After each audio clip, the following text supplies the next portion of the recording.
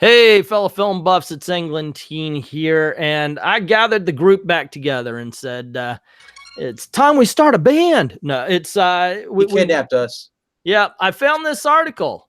It's from IMDB, and it talks about untouchable movies, and it's talking about how these films don't remake, don't reboot, nope. These are the ones you absolutely shouldn't touch. And I was like, okay, you know what? We all have opinions. You and especially Rob. And Yes. of course, with me as always, underneath Pine Hills in our bunker with our 67-inch TV. It keeps getting bigger and bigger.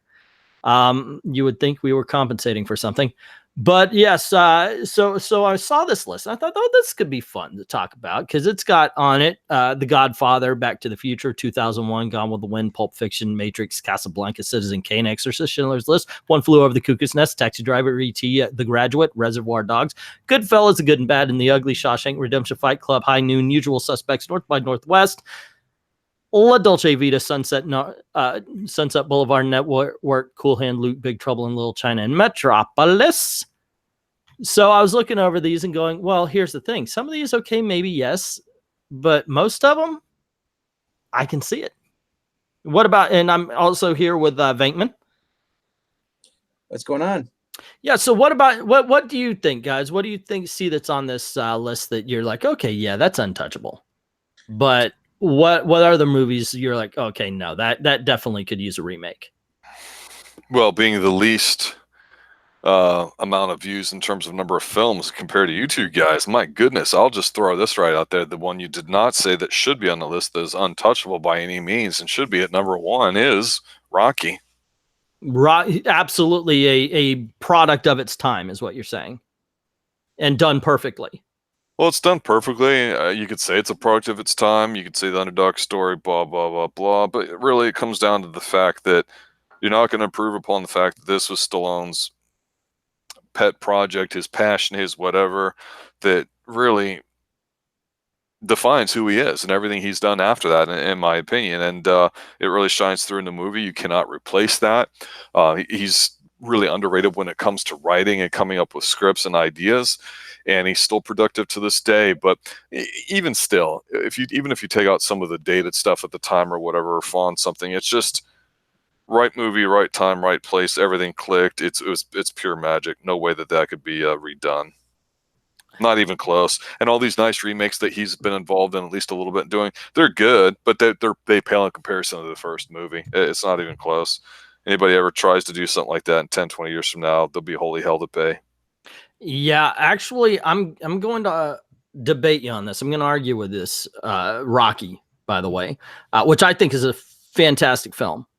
But I'm going to argue in a way where I don't disagree with you. However, I actually believe that this has been remade over and over again, and every lovable loser wins the big game movie. And not too many of them have ever come close to being as emotionally heavy or as emotionally inspiring as Rocky. So maybe the fact that it not Rocky itself has been remade, but that whole genre has been just riding Rocky's coattails is kind of proving the rule. Well, I tell you that, the simple fact that what you just said is true. The template was out there because of Rocky. Everybody else tried to emulate it, tried to make a buck off of it. Some failed, some succeeded. Bottom line, it's still Rocky. Yeah. That's a good call. That's a good call on this one. I'm looking at the list and like I read them already, but the only one that I absolutely look at this, and I would say, yeah, you could remake The Godfather. You could, I think that, but I'm looking at this and the only one I'm saying, no, I don't think you could ever improve upon this movie. I have two of them, Goodfellas and Schindler's List. Those are the only other ones. E.T., they actually updated the special effects on it. So that's not a remake. Yeah, but it's proving that it can be done. I have one that's on that list, but Doctor, what about you, sir? I'm looking at a few of them. I mean, I agree with Schindler's List. I mean, there are other documentaries, but that one really gets to capture the emotion of everything that's going on World War II with the Nazis running up the Jews, and one by one, exterminating them. I mean, how you're gonna try to remake it, but you're not gonna have the same feeling and emotion as you did with that film. Yeah, It was the first of its kind. I absolutely agree with that. The one though that I think that I would lose points on is I absolutely believe that Back to the Future shouldn't be remade, but updated. I have updated, no explain. okay, Please. I have no quarrels because my Back to the Future is safe. It's on DVD now. It was from 1985 to 2015. That if somebody wanted to make a Back to the Future for the modern day, I don't give a shit because mine is safe. I will always have my Back to the Future. But what do people think the future is going to be like starting today and ending, let's say 2020 and ending in what was it? It was going to be 30 years, so 2050. It'll be all bullshit, woke SJW It probably nonsense crap. they And probably that's would fine, have no some matter sort what of it would be. Yeah. they probably would have some sort of dystopian future that was brought on because the Trump got reelected. But yeah, I think that had they done that, I wouldn't be mad. I'm not going to be mad if they rebooted it, so to speak, just to get that story out there. Mine is safe. My favorite Back to the Future films, and you know, Back to the Future was our favorite of the 1985. It's okay. It's always going to be there. It's a time capsule already. 2015 has come and gone. We never did get our hoverboards or our flying cars, and I'm still waiting for Jaws 30. You know, it's safe, so I wouldn't mind. I know that's the one that everybody's, oh, you can't remake it. Yeah, you really can, and it would not hurt or touch the original trilogy because the original trilogy is a time capsule in itself. I was looking at a list here. It says Big Trouble in Little China. I don't think they would do it. Just the fact it'd be racist to have an Asian person as a villain. I mean, maybe, but and just the whole subplot. He's a trucker taking on supernatural forces that want to sacrifice his girlfriend.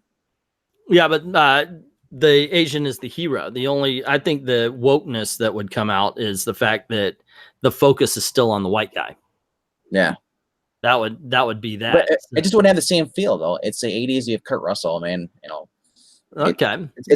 He's a trucker. You know, and there's not really many truckers in the modern day as there is. It would be a big impact as it was 80s. 80s was the huge thing as far as capitalism, and then you had with Chuck Norris. He had a movie, Breaker. That was the big thing, the big craze. Those movies.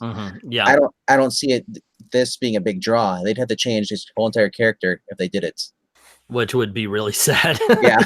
So that would be off this list. That would be the one movie you're like, yeah, they can't remake that. Because he's a blue collar redneck kind of.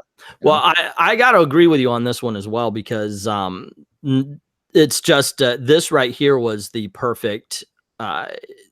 Just everything falls into place. John Carpenter had to direct this movie. Kurt Russell had to star in it for it to be as good as it was. And this is very much a product of its time.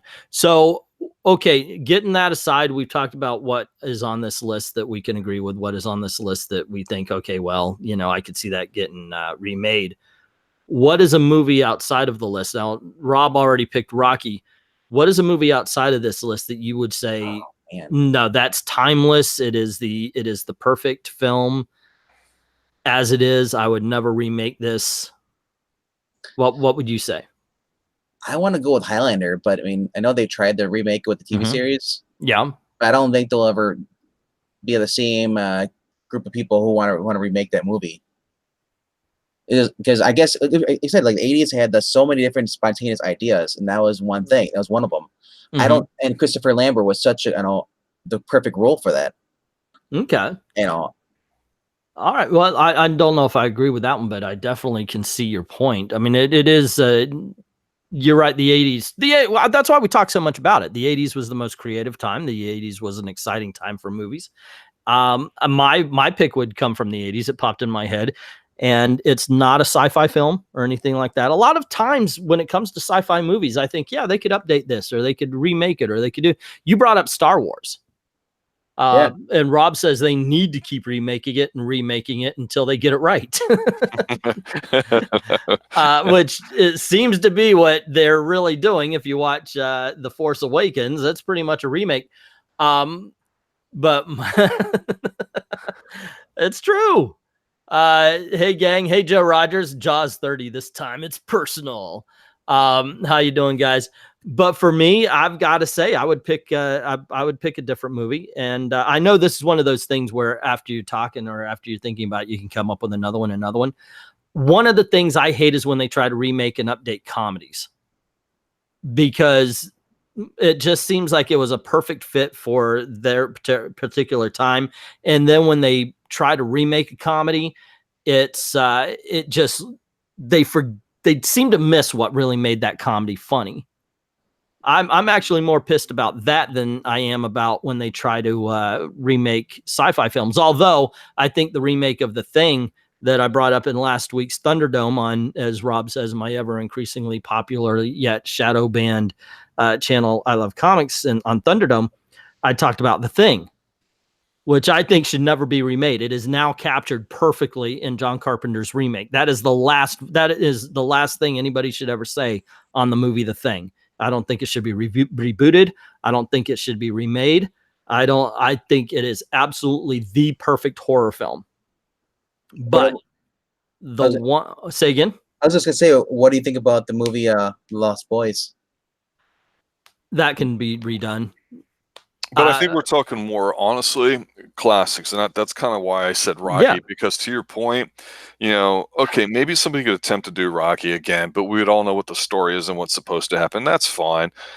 But I tell you, there's like some people in some movies, when you talk about the classics, that I think might lose some of their value as, of course, everybody gets older as a function of time. And like one person that jumps out off the list there is Casablanca. That is one of the greatest movies of all time. Yes, it is. And it's maybe dated, it may be whatever, but come on, I'd kill to see a leading man like Humphrey Bogart on screen today. That's how there's such a lack of what I would call suitable leading men in today's industry. Can you picture anybody who could do that role? And here's the reason why I didn't say that movie is because they did remake it. And once again, the remake probably proves that this film should never be remade. And because it was Barb Wire.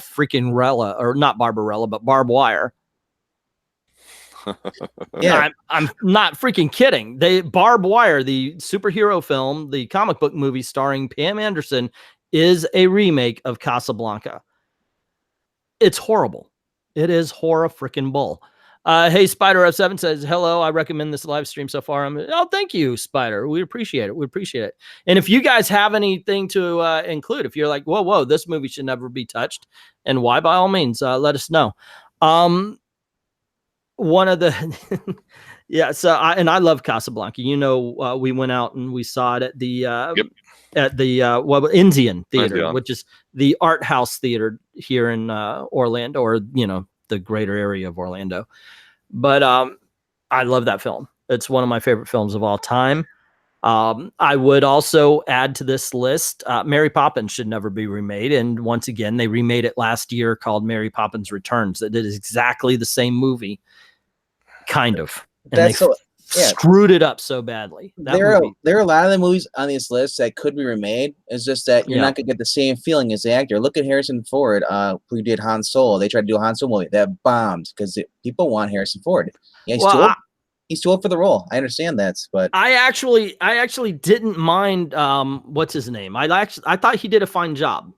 My problems with the Solo movie were script. That needed a script so freaking badly.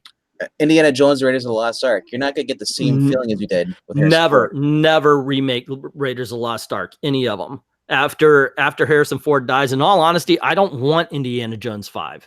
No, I don't want Walker Jones. He's going to be in a freaking little caddy. He's going to be in an ECV. Well, we don't need that.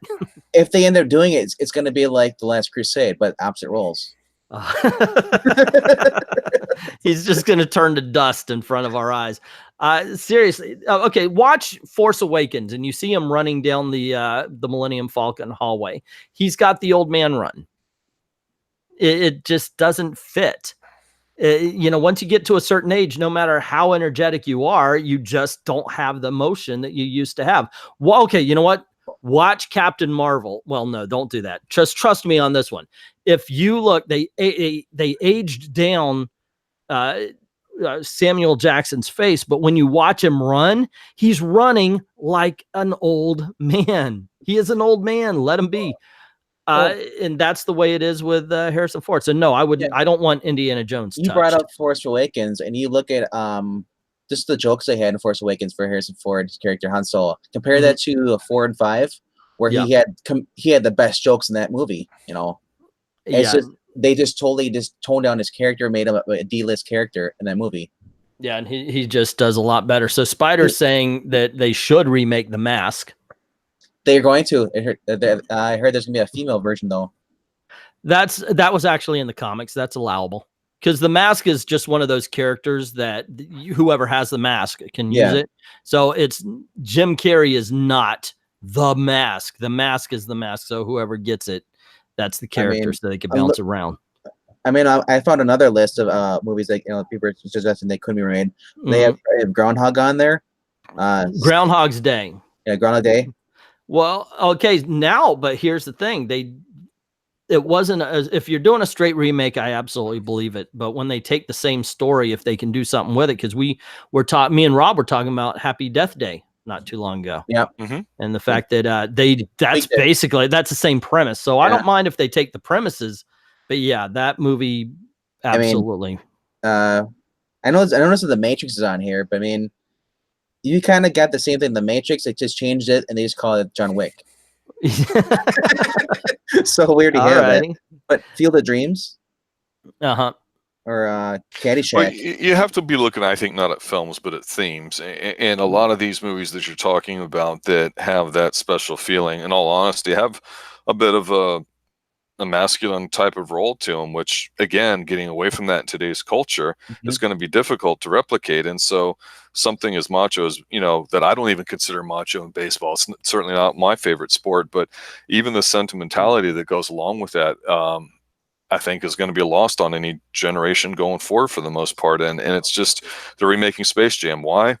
Because they can, and because it'll make money with a certain group of people, and it's probably not going to be any good, but it might just be good enough. And who really cares? But so I don't think people are really looking at product to make movies. They're, because they're good. They're looking at it because they'll be like, well, make some movie out of this and money out of this, and that's it. So yeah, I mean, I think we're kind of getting a little sentimental on what we think should or shouldn't be made, and the reality is it really doesn't matter what we think about it in terms of course quality. they're going to remake the best ones anyway. Well, yeah. Nobody's looking back and you going, what was a big mistake? Food of the Gods. Yeah, we could redo that a lot better with today. That would be good to take a lot of these older films. Absolutely, yeah. The ones that were maybe like right on the cusp, like Food of the Gods is, by the way, a film about gigantic animals, and if you ever watch, it's green screened across. You get a whole bunch of rabbits that look like they're interested in anything except for what's in the movie, and it's a fun, stupid film. Okay, remake that. Remake Day of the Triffids. Remake these bomb movies. But they're not interested. They're interested in going for the classics, of course. And I'm telling you, and I was starting to say this, I'll say this right now. I dread the day where they think that it's a good idea to remake Planes, Trains, and Automobiles. I thought the female version. I know. But yeah, they did that with this year, as a matter of fact, with the freaking Steve Martin, Michael Caine movie that, God damn it. Dirty Rotten Scoundrels. Dirty Rotten Scoundrels. Yeah, they turned it into The Hustle, and it was completely unfunny. See, when Due Date came out with the guy who played Tony Stark, Robert Downey Jr., and the guy from the Hangover. Yeah, I always felt that was kind of like a spinoff or kind of this rehashing of Planes, Trains, and Automobile, because he was forced to be on here with it. Well, the two guys on a road trip, that's a trope. That's a movie style, but I'm like talking specifically, let's remake this movie. Oh yeah. That is such a time capsule film of the 80s. It's a time capsule movie of these two perfect comedic actors, and I will fight you on that. John Candy and Steve Martin are two perfect comedic actors. Even in their bad movies, they're funny. What about the movie Thunderbolt and Lightfoot. I think it was that with Have I haven't seen it for decades, so I Yeah. couldn't speak intelligently on it. That was the one where they were gonna rob a place where they thought that they buried their money, came back. Mhm. So it was with the guy who played Big Lebowski was what was this guy's name? It wasn't Kurt Russell. Jeff Bridges. Jeff Bridges, very Yeah. young Jeff Bridges, and Yeah. he's in there with the guy from Gilligan's Island, the skipper, I think it was. Oh, Yeah, and then you know had what? Clint Eastwood. You know what, Rob? I'm going to bring up a good masculine film that they have not yet remade, and nobody's ever talked about it. But I am fearful. Give it to me. Will. Don't bring it up. We'll do it.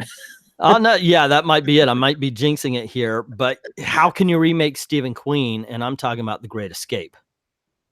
Well, a lot of war movies immediately come to mind. I mean, that's kind of what I was talking about. Those types, there's just no way that would happen. And yeah, I mean, you want to talk about manly actors. In this one, you have Gene Hackman and James Garner.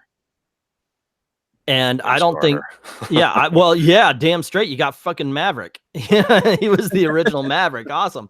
Well, and he was a different kind of, he was a different kind of, as you say, manly actor, because, Steve McQueen is, classic tough guy.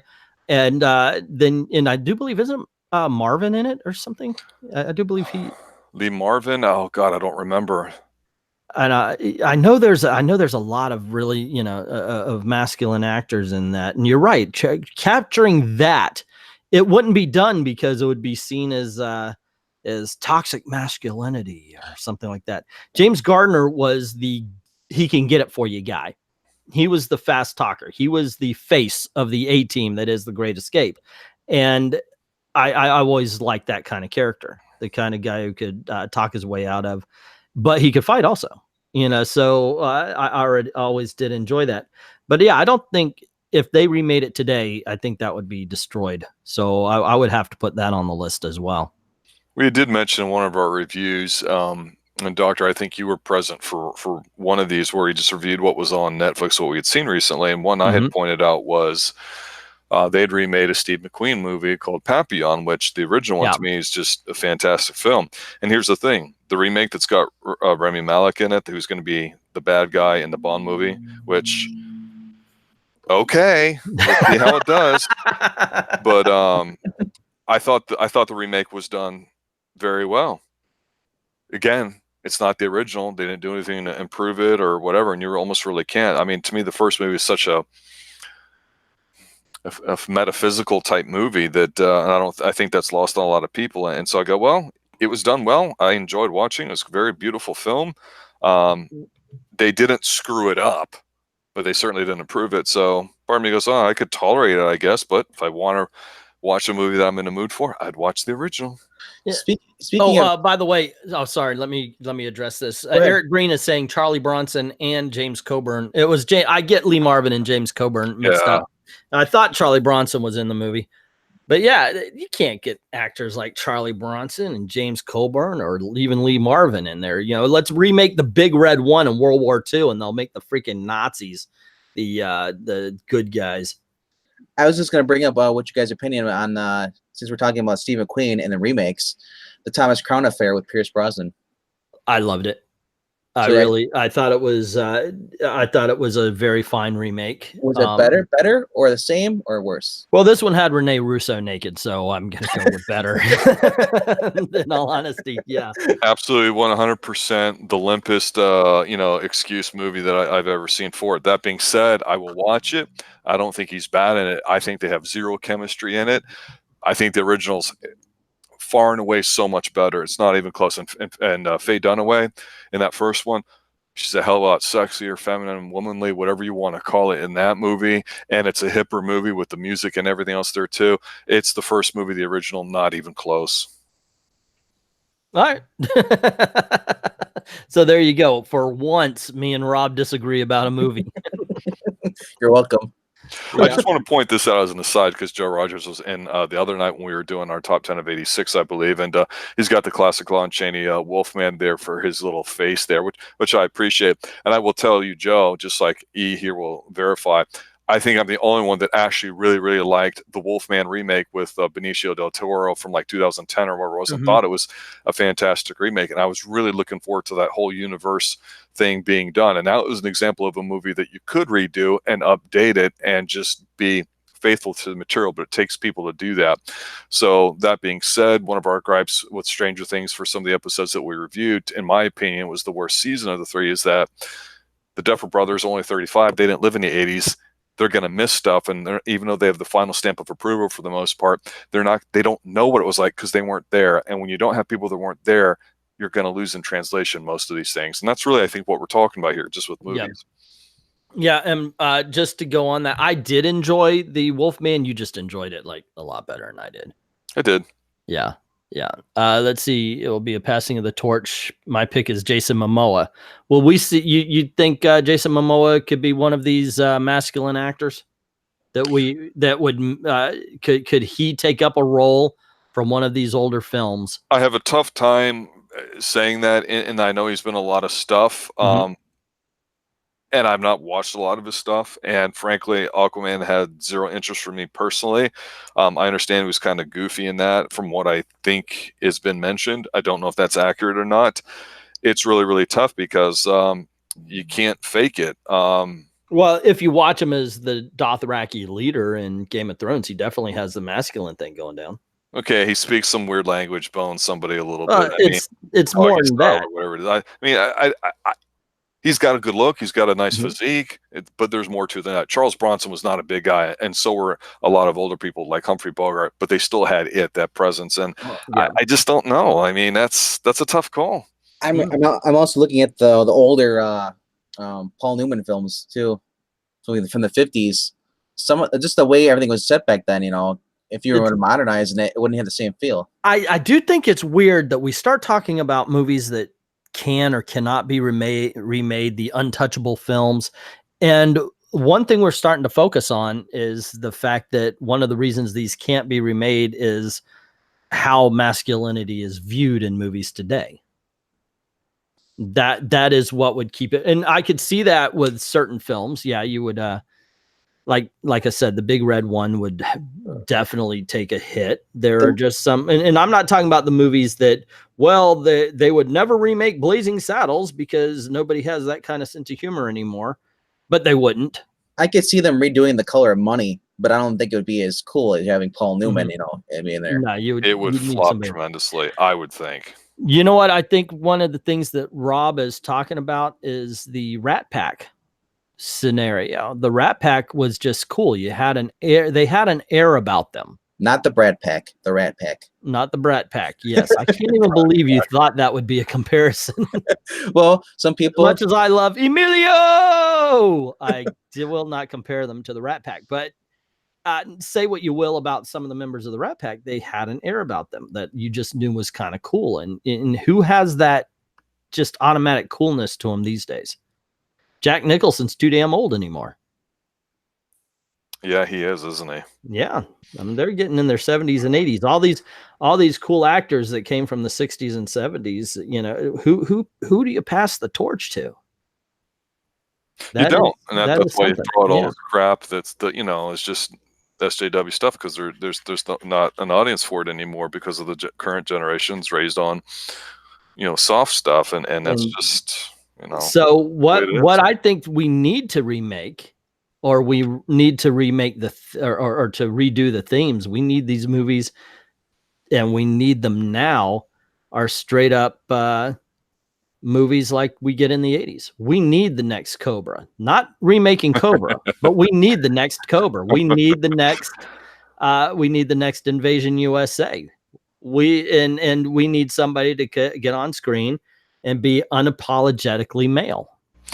Closest, this is going to sound like it's a lark. I sincerely mean it, because I've watched them all within the past couple months. And I'm going to go back to we talked about Englitina's Fallen when you were MIA, but those are the closest thing to 80s movies that I think I've seen in a long time, and that's Olympus Has Fallen and London Has Fallen, but specifically the first one. So there we go. I think actually you're right. I think we found our 1980s leading man in the modern day, Gerard Butler.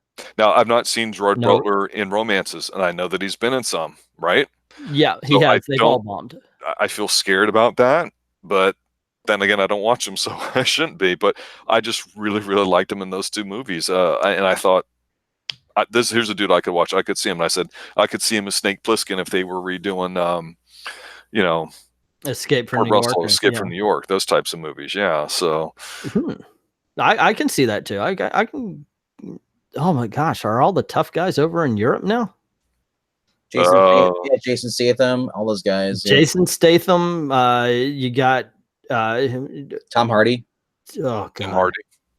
Yeah, holy shit. Where's the freaking masculine American actors, ladies and gentlemen? Is that what we're fucking talking about now? They all moved to England. Holy Toledo. I know, right? Come on, comment section. I need help. Where are the masculine? Who's going to be the next Rambo? If anything, I think Hollywood drove them all off. And I don't mean Sylvester Stallone in the next Rambo movie, but point being, the man's like 70 years old. Chris Pratt is being brought up by Spider 07. You know, I'm gonna almost second that from Spider, and hear me out on this. He's got, I don't like what he's cast in. I just don't care for some of those movies. I'm not a big fan of all that. If he were to go heel and just turn dick mode on, I want to see that once, because my gut is telling me it's there. Does that make sense? Yeah, and I haven't watched Parks and Recs or whatever show he's been on or any of that, so I'm not sure. Here's the thing. He has actually been in talks about taking over the Indiana Jones role, which is a movie I just said I don't want to see that remade because I can't see anybody. But what do you think? He has been in talks as taking over the Indiana Jones role. Could you see a Chris Pratt Indiana Jones? If it wasn't a reboot, if they did the whole Last Crusade and made him like his son, because he's so much better than Shia LaBeouf. Oh, freaking hell, yes. What the hell were they thinking? Now, granted, that was back when Chris Pratt was the fat jokester guy, so all right, but holy Toledo, what were they thinking, Shia LaBeouf? Because you see how he acts as Star-Lord.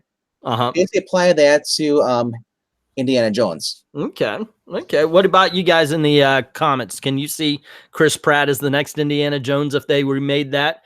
Also, Joe Rogers is bringing up The Rock. He has been handling a lot of the action roles these days. And the man, I've met him. I shook his hand, and it was like grabbing onto a freaking bunch of bananas. This guy is freaking huge. He grabbed a bunch of his bananas. Yeah, but it was one of those situations. I was in the opening of the Disaster ride. I was at the opening and I was on stage. I actually called his mom a hoe. So he shook his hand and he came up and he says, y'all did a great job, shook everybody's hand and kind of winked at me about the joke I told about his mom.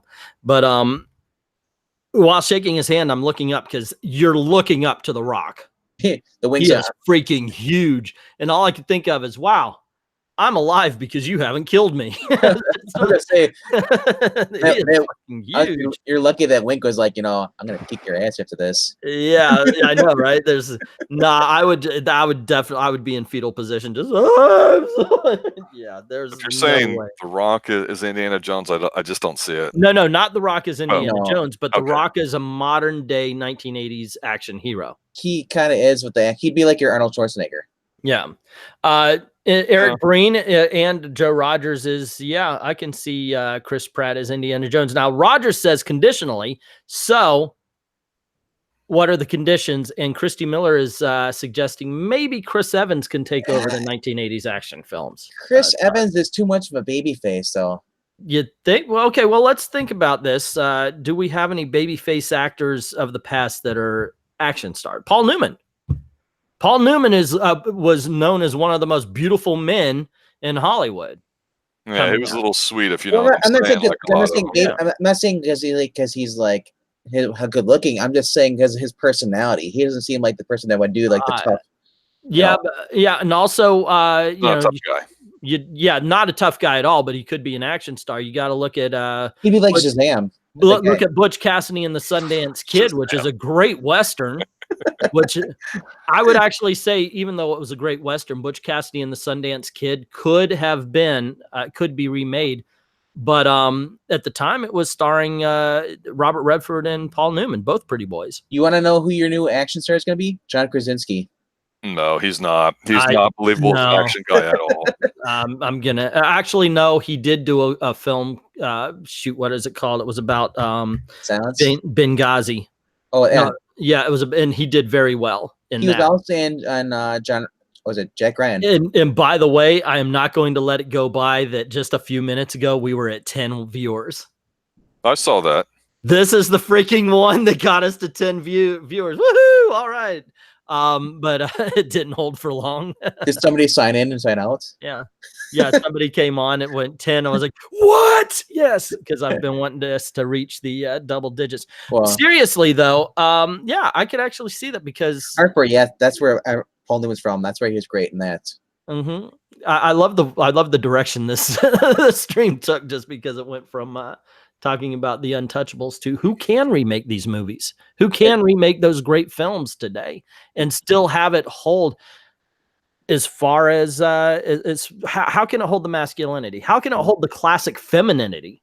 Well, let's just back up a bit, not even talk about the actors. Let's say you could even identify some or groom some, which like we have. System. We have. Well, you know, that's debatable. But the bottom line is you still got people that write it. And I use my Duffer Brothers example as an is there, as well as the book that got made into the, I think, did Steven Spielberg do that one, Ready Player One? Yep. What a shit show the book was in the movie. I mean, in all seriousness, the book was seriousness, not good. I read that and I was like, worst. I've read bad stuff, and that's right up there. I mean, but the guy's young. He just had a hard on for the '80s and threw a bunch of crap together, and somehow got published and made a gazillion dollars with it. And it was embarrassing that to me, reading that growing up, knowing all the stuff for the most part in there, that it's just impossible. I mean, it's beyond ludicrous and not even in a fun way. So. Let's just say you can find somebody that can write a halfway decent script. That art is going away, and then you have somebody that can frame it. Yeah, and once again, it has to be somebody who's going to be brave enough to remake a film and keep the same kind of feeling. It's so everything has been watered down. Everything is so afraid to offend right now, and that's one of the biggest problems. I was going to avoid this kind of thing, but yeah, let's toss it in. Let's toss in Blazing Saddles. When they made that movie in the 19, when Mel Brooks made that, he wasn't afraid to offend with a sense of humor because he knew flat out it was making fun of racism, using racism. So you're telling me White Chicks 2 is going to be a smash hit? No freaking way. But the thing is it makes a ton of money. Yeah, but it might be. But the point is, I know I've never heard a black person get mad at Blazing Saddles. Of everybody that I know that I've ever talked to, no, they love it. They love it because yes, it's doing exactly that. It's making fun of racism, using racism, but everybody isn't on the joke. Everybody knows it's a joke, and they're not afraid to offend. And that's what made some of those great comedies great. You have to put your ass out there. And yes, I noticed Derek Breen. I'm just not jinxing it. Well, I was watching Kindergarten Cop the other day where he's yelling at the kids. There is no bathroom. You know, it's like, you can't do that these days.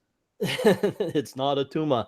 Yeah, but that what it comes right down to is I think that's one of the reasons why a lot of movies just, as a matter of fact, can't be remade. The movies that we see on the list, like I said, Godfather, Back to the Future. I'm not going to go down the whole thing. Gone with the Wind. Can you even see that being remade today? That was they were going to do a play for that high school play here in Wisconsin, and it was deemed racism. Yeah, well, yeah. Oh, you can't do that because. And people are like, dude, well, it's a great play. You know, you've never watched it. You're not going to know what it's about. So. Well, it really does seem like some people are wanting to bury history, so we are only doomed to repeat it. This is your burning books thing. Gone with the Wind is amazing. I really do love that film, and it's granted not one that I put on all the time because it's damn near 4 hours long. But when I do, I'm stuck for the day because I'm watching it all the way through. I see. We were spoiled with Clint Eastwood. You're never gonna top that level of masculinity in a movie. Clint Eastwood. Yeah, he's done his own thing. Yeah, and he just. Hold on, what were you saying, Rob? I was just saying, yeah, he's done his own thing. He does it his way. So whether you like some of the movies more than the others, I appreciate the fact that he's still doing it. Because I just saw The Mule not too long ago, and Not the bad. other one, not bad at all. But he's earned enough of it that where I would just sit there and say, okay, whatever movie he's going to do, I'm going to watch. Yeah, absolutely. And we've seen some really bad and some really good Clint Eastwood films. I remember watching City Heat because it had Clint Eastwood and Burt Reynolds in it. Now you want to talk about a film filled with masculinity, kaboom, right there. I would love to see that remade because that movie sucked. It needs to be rewritten. It needs a couple of times go around. But who plays him? Because you want to talk about somebody hard to replace. Clint Eastwood would be difficult. I know his son. Where's a modern day Burt Reynolds? Tony Stark. No, Robert Downey Jr. Robert Downey Jr. I don't know. Maybe let's put him in a mustache. So he's superficially cleaned up his act allegedly to just to star in these things and make a shit ton of money. I'm not buying it. No, we'll see.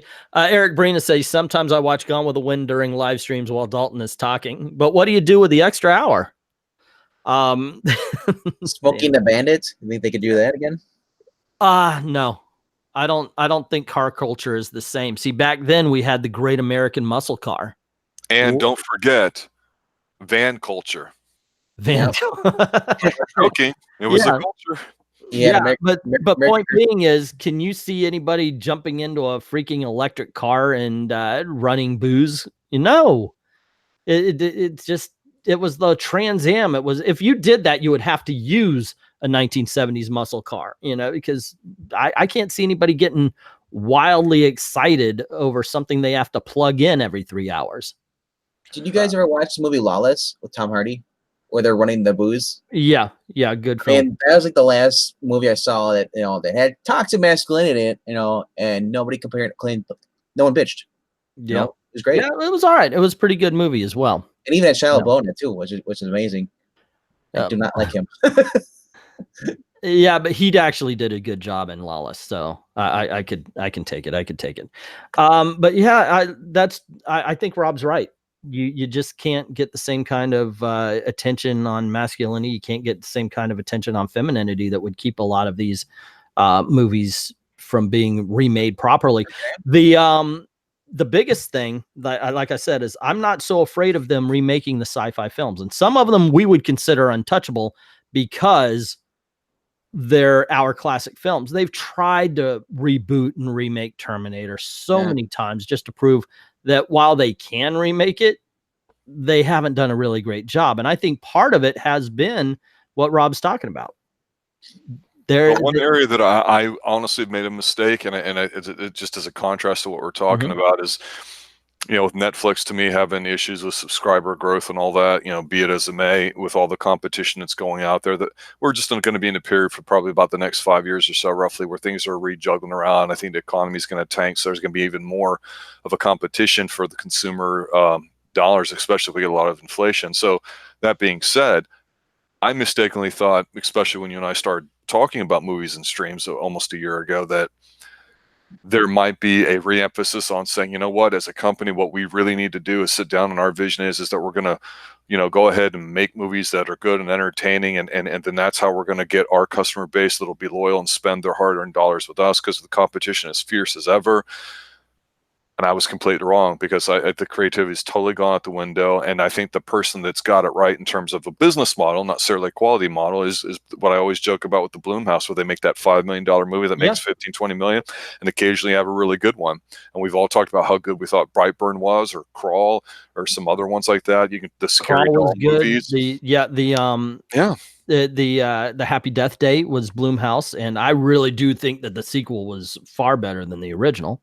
And that was the premise of Groundhog Day, but add a killer, which I'm very happy that they kind of dropped in the second movie to go for a different storyline. But yeah, they've had some great ones. Get Out was popular. I know you're not a fan of it, but it was popular off of that same low budget, high payoff kind of movie. Yeah, and I just, but even he went and I guess is rehosting or remaking Twilight Zone, which I've had zero interest. I've seen most of the Black Mirror. Some of them have been really good, some of them have been really shit. But at least I like that anthology part. Yeah. But again, that's a niche thing, and with everything being bingeable today, it's just a different type of thing. It's really about throwing as many hours out there as possible. So what that means is, like in real life, the more you make of something, the quality is going to go down, and it's just something. If we're not used to it or we're going to complain about it, we have to. But it's kind of funny how when we talk about 80s movies and how good that the 10 through 15 movies would be better than anything that's being made today. I don't even think that's arguable. My whole contention with Dr. Venkman and everybody else that's a millennial age type, if they have a yearning for the 80s or just back when things were good, and well, here's a perfect example. Who can you look forward to go in the future as a male role model? And I don't mean masculine necessarily, but to be a macho guy. So we were talking about movies that should not be remade. Which movies should be remade? Which movies could be remade or should be remade? That's a very hard question. Well, like I said, I would like to see some of the ones that were on the bubble. Like it wasn't really all that great. They should have sent it through rewrites, maybe grab the special effects a little bit better, stuff like that. I like the fact that, and I know I'm going to get hell for this, I liked the remake of Child's Play. I'm not a huge fan of the original because it didn't age well. Sorry, it didn't. It's a little wind-up doll. They did the best they could in 1987. In 1987, we loved it because those were some badass special effects. Modern day, not so much. So I really do like the update. I like the fact that they... I agree with you. They got it right. Better. Yeah, and I'm surprised. That's movie. Brightburn surprised me the most at how good it was. Yeah, but Chucky's a very close too. Yeah, and so yeah, I think they did it right on that one. So for me, it would have to be something like that. It wouldn't be a Thing. It wouldn't be an Aliens or anything like that. It would have to be something that I kind of liked, but yikes, did it not make it? Like you know what? The Disney's Black Hole. I remember we went and saw that and we talked about it. We thought it was really cool. If you watch it, it was really shit. But I think something like that could be remade as far as a special effects film. Oh, you're talking about the one where the whole they got the robot, they're approaching the black hole, and they Really? Okay. It had Solar film, I believe. Yeah, it had Ernest Borgnine, it had Anthony Perkins, and what's his name from Flash Gordon. Okay. Yeah. Remake The Last Dragon. That might actually be able to be remade. The Asaka saying the Avatar: The Last Airbender should be remade. Well, on the martial arts thing, we just got done before this stream covering Above the Law with Steven Seagal, and I think the point I was really trying to make was not so much that I think it's a good film, a very good film, and a great debut. To me, the biggest point here is when it came out in the 80s, this is the first time you saw this on film. You can talk about Bruce Lee all you want and everything. Bruce Lee was a tiny little individual man, and I know that's going to ruffle feathers and this and that. And to me, Chuck Norris would just wipe the floor with him. And Chuck Norris is not a big dude either, but he's significantly bigger than him. But the point is, you've got these different styles, and the issue, Doctor, correct me if I'm wrong here, that you kind of had with some of these movies is that you didn't realize you're thinking they're martial arts movies because the person in them is a martial artist, but then when you realize they're drama movies and only have a few minutes worth of action in it, you perhaps are let down. I almost prefer that in a way because even now, if you watch a Scott Adkins movie, which is phenomenal and it's great and it's flippity-floppy, at some point you become numb because there's almost too much of it in there. And how many times can you really do the same stupid 360 wheelhouse kick? Well, the whole setup for it, for the delivery, is really the payoff that you want in the movie, not just a gross amount of it, or at least in my case. Well, I guess to your point, imagine if you took Invasion USA, so you've never watched it, and take away the cover of the poster where he's holding the guns, and you just see Chuck Norris. So you don't, at this point, you know what's going to be about. And then you get in there, it's all guns. You're like, you're thinking like, wait, where's all the kicking? And like you said, you're disappointed at the very end. There's only like 2 kicks. Yeah. That was it. Yeah, I mean, it's not what I expected. For modern day, if you want the really good action films, in my opinion, you have to go over to Asia. Because they're the ones that are really caring about fight choreography. But theirs is the ballet cute, pretty sort of stuff. And Some again, of them. I would point to films like Chocolate. I would point to films like This Girl's Badass. I would point to Tony Jaa. Anything with Tony Jaa. I like Tony Jaa. Yes. Yeah. There are movies out there that are, or the films made out of Malaysia. I pointed one to Venkman called The Night Comes for Us. Yes, I have Brutal freaking action film. Brutal film. So while, of course, you know, we're not saying, hey, remake Above the Law or anything, but if you want a 1980s good brutal action film like that, you got to go to Malaysia. You got to go to Thailand. You don't go to China because, like Rob said, a lot of those fight films are very, very choreographed to the point where it looks like a dance. The movies that I'm talking about, which The Night Comes for Us is made with the same guys who did The Raid and Raid 2. Those movies, they tire you out because they just look like every actor is feeling every punch. Well, yeah. So, yeah. When they're going fast paced, that's what I like. Was it The Revenger? I think that's what I told you to watch on Netflix. That's where they're on, and that's I forget what his last name is. But I mean, it's a Korean film. He's an upcoming Korean martial artist, and you just watch it. You hear it's basically you see the guys, their facial expressions, and they're doing the real moves. And it's just that when he breaks the guy's arm, you know, like it doesn't show a dummy arm though. It's kind of it really does look like a dummy arm. Yeah. In the comments, we're getting Computer Bots. What Englentine says, he has some chocolate. Give me some now, dude. We're talking. If I'm gonna have chocolate, I'm gonna have 1980s stuff. So it's gonna be a Reggie Jackson bar. You remember those? Oh, God. Not an Action Jackson bar. It was a Baby Ruth. It was a Baby Ruth with Reggie Jackson his face on. But yeah, there was a Reggie Jackson bar. Yeah. Anyway, I really do. I do kind of agree with you. You just don't have the same men and women, or the same kind of men and women doing the acting these days that they used to have.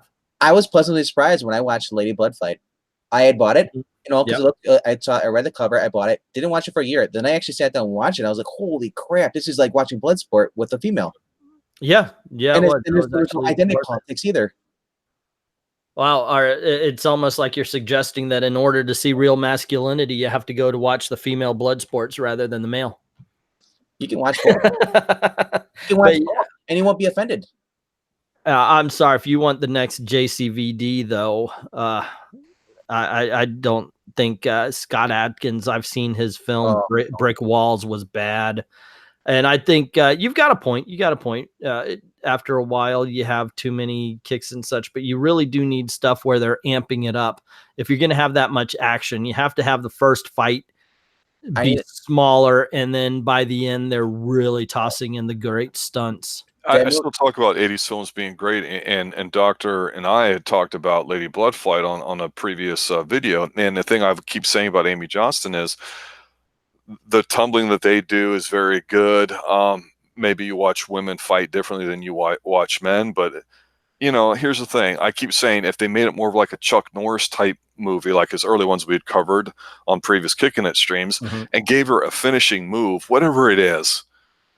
Yeah, and you just build up to it, and you knew that the second time you go see one of her movies, you'd be like, "Oh, okay, I get what's going on." Then, you know, year 3 comes in. She comes in with another movie. Maybe it's a totally different character. Maybe it's the second one at it, or she's whatever. That's what people got into going, okay, I know to kind of expect this, and there's nothing wrong with that, especially when it comes to physical entertainment. It doesn't have to be the highest level quality, and I don't mean that in a negative way, but for God's sakes, I mean, again, put somebody in a situation, let them be creative about it. That's what people liked about, say, with Tony Jaa, with Ong Bak and some stuff. You're like, holy crap, I haven't seen that kind of creativity.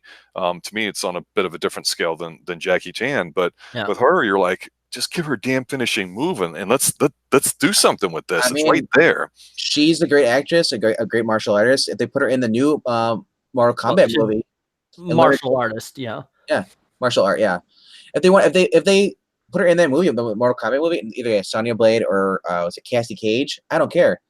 Let her do a finishing move. This guy said it's gonna be gory. He said there was going to be finishers in it. Yes, you are correct. I want her in this, and I want her ripping some guy's spleen out or something like that. In the comment section, Asaka is saying that they should remake To Kill a Mockingbird. I cannot disagree more. If there is ever a film that is one, perfectly captures the day it was made. It perfectly captured the time. Great acting, great directing. That movie is perfect for what it was. Is Northwest, is that the I know, and that's, I know it's never been rebooted, but I mean, I feel like they've done that kind of scenario before where the guy's on the run, you know? Oh yeah, well the themes and such they've already been done. Yeah. North by Northwest is Alfred Hitchcock, and I believe that all of Alfred Hitchcock is untouchable in some ways. So in that particular movie, he gets drunk and then he gets picked up and saying, like, you know, he was. No, in that particular movie, he's got a case of mistaken identity because he needs to make a call at the same time. Somebody's calling for a certain person, and he stands up to go to the phone so he can make his call. The people who kidnap him think, okay, he was responding to someone saying you have a phone call, so they get him. And he's saying, well, I'm not this guy. And they know that he is. They make him drunk. They put him in a car to get him picked up, or actually to kill him because he's supposed to drive off the cliff. But instead, he makes it down to the hill where he's picked up and arrested for DUI. And he tries to report the kidnapping. And that's what kind of gets it all the action. Because they wanted him to buy his art for them. Yeah. It's a great movie. I highly recommend it. I thought of this. I thought of a movie that I think would be ruined if it was remade today, and that movie is Jaws. And here's the reason why. I think they would CG the hell out of the shark, and even though it looks plastic in some scenes, I think just having the shark there really made it better. And I think they would also, because they have CG, they would show the shark so often instead of having the barrels, instead of building up the suspense. I think they would show it so much that you would just become numb to it. Here's a movie for Rob that should never be remade. Moonraker. Moonraker's better than anything since Casino Royale. It's not even close. Oh my gosh. Not even close. I can't argue with them. And I don't like Moonraker. I don't like it either. One's bad enough. I need another one. You know what? You'd walk in and you'd go see Moonraker, and I'm saying this with a straight face, without a smile. You'd come out entertained. You'd feel like you got your money's worth, and it would be fun. Can you really though say in the ass and chore to go see a Bond film these days? Can you really say that Quantum of Solace is as good as Moonraker? Can you say? I mean, some people say Skyfall is. There are parts of Skyfall I really like. Beautiful, but that's all anybody ever says. Oh, remember that scene where they're fighting with the light behind them? Okay, great. There are parts of Skyfall that I like, but overall, yeah. One of the things I said when I talked about the female 007 was that you think she's going to ruin the James Bond franchise? Have the Daniel Craig years have been messing up the James Bond franchise. There's nothing that's going to happen. One, she's not James Bond. She's 007. Two, they can't make it too much worse than it already is, or maybe they can, and we're going to be in for a huge shit show, which might actually be more entertaining than this middle of the road stuff that we've been getting. And I like these movies better than Rob does, and that's what I'm saying about them. Because if you go over and watch them again, they're not all that great. So if you're going to make them bad, make them really bad and make them entertaining. Well, my final thoughts would be that, we can always talk later about Disney and copyright law and public domain and how that's screwed things up tremendously over the years, especially in film. But there's still a lot of old classic material that can be remined, whether it's Edgar Allan Poe, Sherlock Holmes, H.P. Lovecraft. There's tons of stuff out there for somebody to put their own spin on it and everything else there too. And maybe one day we'll get somebody that's young, ambitious, and if with technology being as cheap as it can, somebody figures out a way to do it. Because I tell you, it's pretty rare to find, gems these days for me. So to me, the classics are classics, and you can definitely do something with it. You don't necessarily have to come up with a great idea, but here's the thing. It's a business. And as long as they're making money, they're going to keep doing it. So I really can't complain. Don't go see Lion King. So they stop remaking the Disney classics. That's yeah. Okay. So yeah, you know what? You're right. Let's wrap this one up because we're almost hitting the hour mark. I like to thank everybody for joining in. And you're right, they should not remake Osmosis Jones Ahsoka. I absolutely agree with you on that one. If you're new, hit the like button, hit the subscribe, make sure you're notified. Make sure you're ringing that bell and your notifications are on for YouTube, because that's going to help out the channel. We're really close to 100. I thought you would say something about that, Rob. But yeah, we're really close to 100. We're trying to. 100 subs, I really just paused to pass the baton to you, and it would just dropped. We are now losing this high school race. It dropped like these bad movies are made. I know. But yeah, we're almost to 100, and we're really excited about that. And we got to think about something to do for a hey, thank you for the 100 for the Hundy stick. As far as subs are concerned. Real quick though, I want an American Ninja remake. An American Ninja that I can support. That I can support. Anyway, gang, once again, thank you very much for being a part of the conversation. Thank you very much for helping it move along. I got it. This was my idea, and it was like a last minute live stream. So I got to say thank you for Rob Zilla and Dr. Venkman for coming back on to talk about this.